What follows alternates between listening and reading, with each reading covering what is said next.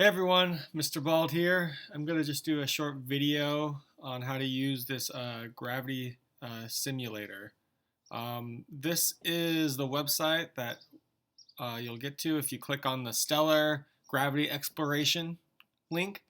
It's the NSTMF, National Science and Technology Metals Foundation is the website, and this is just the Gravity Lab.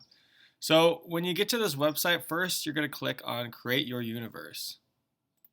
And it's going to give you some instructions. So to first create your first mass, star or planet, you're going to click and hold.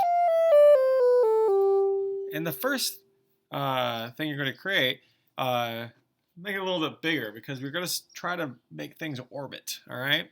And how you add their objects is you hold and then you flick it, you let go, and it creates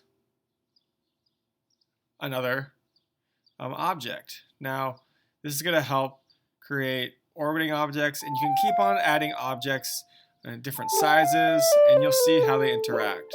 There's also some really neat sounds and some observations that will pop up as well. Now, it's just a quick tutorial how to do it. It's a lot of fun. There's some questions to answer around this lab. And yeah, have fun with it. Let me know what you think. All right, talk to you soon. Bye.